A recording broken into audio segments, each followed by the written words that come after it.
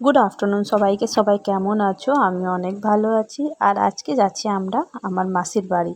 তো হঠাৎ করে প্ল্যান হয়ে গেছিলো, মানে মা একদিন আগেই বলেছিল কি যাওয়ার জন্যে। তো আমার তো মন ছিল না যাওয়ার, কিন্তু মা বলল যেতে। তো মানে প্রচুরও শরীরটা ভালো ছিল না, তাও আমরা রেডি হয়ে গেছিলাম। তো সকাল থেকে কাজ বাজ করার পর অনেকটাই দেরি হয়ে গেছিলো। মাসির বাড়ি অনেকটা দূর না, বেশি দূর না, মানে বাসে 1 ঘন্টা লাগে, তারপরে ওখান থেকে টোটো নাহলে অটো করে আবার আধা ঘন্টা লাগে। তো আমরা দেখো বাসও পেয়ে গেছিলাম।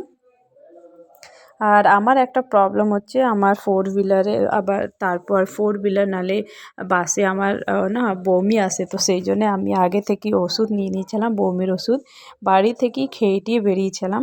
তো কিছুই হয়নি সেই জন্যে। আর দুটো নিয়েছিলাম, একটা খেয়েছিলাম, একটা যখন আসবো বলে তো একটা এক্সট্রা রেখে নিয়েছিলাম। তো পুচু দেখো ফার্স্ট টাইম বাসে বসেছে, আর ও দেখতে দেখতে মানে এত হাওয়া চলছিল, ঘুম পেয়ে গেছিলো, তো ঘুমিয়ে গেছিলো।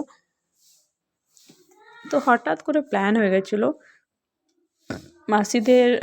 মাসিদের মানে বাড়িতে একজনের বিয়েও ছিল, তো সবাই এসেছিলো। আমার দাদা মুম্বাইতে থাকে, দাদার বউ মানে আমার বৌদি, তো সবাই বাড়িতে এসেছিলো। আর মাসির মেয়ে তো সবাই এসেছিলো, তো সেই জন্যই মাসি বললো আসতে।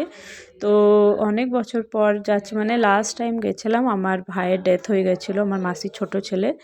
তো আমরা গেছিলাম 2021-এ, 18 মার্চ ওর ডেথ হয়েছিল, তখন আমরা গিয়েছিলাম। তো আমরা মানে যখন খবরটা পেয়েছিলাম তখন সকালবেলায় গিয়ে তারপরে রাত্রিবেলায় চলেও এসেছিলাম। মা ছিল কিন্তু। তো আমি আমার হাজব্যান্ড গেছিলাম, তখন লকডাউন ছিল, সেকেন্ড লকডাউন।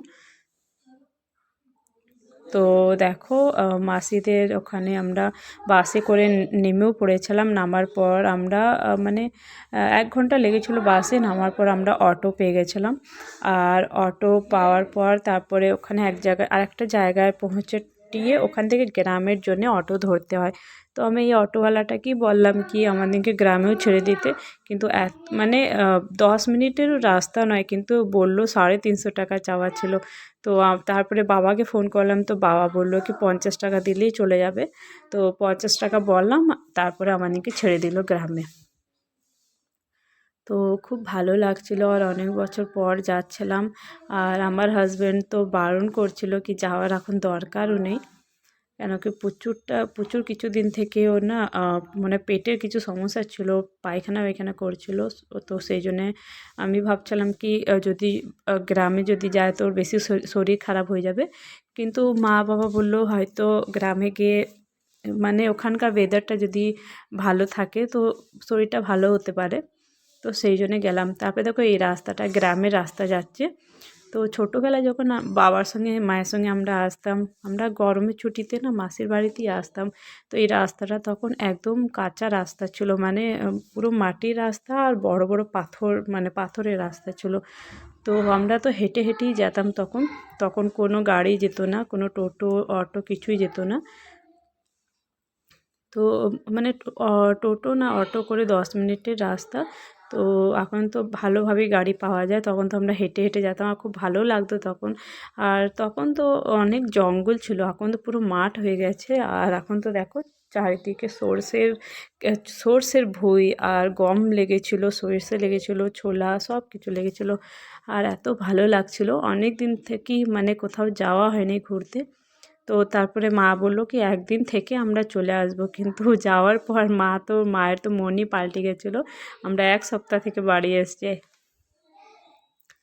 তো অনেকই ভালো লাগছিলো, সত্যি বলছি। আর মানে আমার মাসির 3টে ছেলে মেয়ে, মানে এখন শুধু দুটোই আছে, আর একজন নেই। তো আমরা তো যখন ছোটোবেলায় যেতাম ওর সঙ্গে খেলা করতাম, খুব ভালো লাগতো। এখন ও নেই বাড়িতে, মানে এখন ও আমাদের মাঝে নেই। তো দেখো মাসির বাড়ি আমরা পৌঁছে গেছি। আর পুচু গ্রামে এসে ওর এত ভালো লাগছিল না, সত্যি বলছি। এই সামনে মাঠটা দেখতে পাচ্ছ, আমার মাসির বাড়ির সামনেই মাঠটা। তো এখানেই ও মানে খেলাই করছিল। তো তারপরে আমরা দুপুর অবধি পৌঁছে গেছিলাম, একটু রেস্ট নিয়ে মাসি জল খেতে দিয়েছিলো, মিষ্টি দিয়েছিলো। তো জল খাওয়ার পর তারপরে মানে মাসিদের বাড়িতে একজনের বিয়ে ছিল, বাড়িতে না মানে গ্রামের একজনের বিয়ে ছিল। তো মাসি বলল কি বরযাত্রী তো কেউ যাবে না, তো মানে বরযাত্রী মানে যেখানে যাবে বর, পুজো উজো হবে সেখান অবধি কিন্তু যেতে হবে। তো সবাইকে বললো সেজে টিয়ে যেতে। তো তারপরে দেখো একটু মাসিদের বাড়ির পেছনে জায়গা আছে, আমরা একটু ঘুরতে এলাম। তো মাসিদের পেঁপে গাছ ছিল, আর পেয়ারা গাছ তো অনেক বছর থেকে আছে। তারপর মাসি ফুলকপি লাগিয়েছিল, বাঁধাকপি লাগিয়েছিল, বেগুন লাগিয়েছিল। আর আমার পুচুটা কিন্তু না গ্রামে ওর এত ভালো লাগছে, দেখো ছাগল দেখেটি ও অবাক, আর ওর মুখের ভেতরে হাত ভরছে, আর ও কামড়াচ্ছে আর ও হাসি পাচ্ছে। তো আমরা তারপরে মাসি বললো রেডি হতে, তো মাসিকে বললাম যে কাপড়টা পরে এসেছি সেইটাই পরে যাব। তো আমি তো কোনো শাড়িও নিয়ে যাইনি, একদিন থাকবো বলে। তো মাসি বললো শাড়ি পরে যেতে হবে এখানে, নাহলে সবাই কি বলবে। তো বৌদির শাড়ি ছিল, গয়না ছিল, আমি তো কোনো দিন এই গয়না পরিও না, আমার ভালো লাগে না। তো বৌদি দেখো জোর করে সব পরিয়ে দিয়েছে, শাড়ি পরিয়ে দিয়েছে। আর এই সব ব্লাউজ আমার কিছুই ভালো লাগে না, আমি সিম্পল একদম কাপড় পরতে ভালোবাসি। তো দেখো সব পরিয়ে দিয়ে আমি আমার দিদির মেয়ে হচ্ছে আলু, ওকে জিজ্ঞাসা করছে কেমন লাগছে, তো বলছে ভালোই লাগছে। তারপরে যেখানে বিয়ে ছিল তাদের বাড়ি আমরা গিয়েছিলাম, তো কিছু পুজো উজো হচ্ছিলো। তারপরে এখানকার দেখো, এখানকার সবাই ঘোমটা নিয়েই থাকে। মানে অনেক বয়স হয়ে গেলো, ওখানকার যারা বউ হচ্ছে তারা ঘোমটা নিয়েই থাকে। তো এটা মানে হাসি পাচ্ছিলো কি কী করে দেখতে পায় সবাই ঘোমটা নিয়ে নিয়ে, মানে কী করে ঘোমটার ভেতর থেকে দেখতে পায় সেটাই বুঝতে পারছিলাম না। তো আমার মাসিদের বাড়িতেও এই নিয়মটাই আছে। আমার বৌদিও দিনভর মানে যখনই কেউ থাকবে মাথায় ঘোমটা নিয়ে আর পুরো মুখটা ঢাকা থাকে। তারপরে দেখো এখানে যাদের বাড়িতে এসেছিলাম তাদের এই উঠোনের মধ্যেই মানে কিছু হচ্ছিলো পুজো উজো, তো সেইগুলোই দেখছিলাম। তারপর আমরা এই রাস্তাটা দিয়ে, আগে আমরা এই রাস্তাতে খুব খেলা করেছি, খুব ভালো লাগছিলো। আর সন্ধেও হয়ে আসছে, তো আমরা যাচ্ছিলাম, বরের গাড়ি আগে আগে যাচ্ছিলো আর আমরা পেছনে পেছনে যাচ্ছিলাম। তো ক্যামেরাম্যানও ছিল, অনেক লোক ছিল, মাসিদের বাড়ির সবাই ছিল। আর আমার দাদা মুম্বাইতে থাকে, সেখান থেকেও একজন এসেছিলো, একটা বৌদি নিজের মেয়েকে নিয়ে এসেছিলো, ওরা সবাই ছিল। তো আমরা যাচ্ছিলাম, তারপরে মানে অনেকটা রাস্তা গিয়ে এক জায়গায় মন্দির ছিল, এই সামনে দেখতে পাচ্ছ একটা উঁচুপাড়া মন্দির। আর বর দেখো ওখানে গিয়েছে, কিছু মানে পুজো উজো করেছে, প্রণাম করছে। তারপর এখানে ডান্স ফান্স সবই, ডিজে মানে পিছু পিছু ডিজেও এসেছিলো।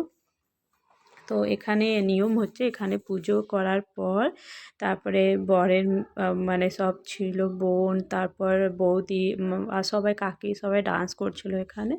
তো সেইগুলোই আমরা দাঁড়িয়ে দাঁড়িয়ে দেখছিলাম। আর সন্ধে তো প্রায় হয়েই গেছিলো, তো আমরাও দাঁড়িয়েছিলাম। তারপর দেখো এখানে বরের বিদায় হচ্ছিল, মানে বর যাচ্ছে বিয়ে করতে। তারপর আমরা একটুখানি থেকে তারপরে দেখছিলাম কি কি হচ্ছে। আমার মানে শহরে হয়তো আলাদা নিয়ম, এখানে একটু আলাদা নিয়ম। আর এইটা দেখো যে অরেঞ্জ কালারের শাড়ি পরে আছে, এইটা আমার মাসি হচ্ছে। তো আমার মাসিও কিন্তু এখানকার মতনই হয়ে গেছে যখন থেকে বিয়ে হয়েছে। তো আমার মাসিরা কিন্তু বাঙালি নয়, আমার মাসিরা ইউপিরই হচ্ছে। আর আমাদের তো বেনারসে আমরা থাকি, আমার মাসিরা কিন্তু ভদোই জেলার বাড়ি হচ্ছে। তো ভদোই জেলাতে পড়ে মাসিদের বাড়ি। তারপর আমরা দেখো বাড়ি যাচ্ছি, চলো টাটা।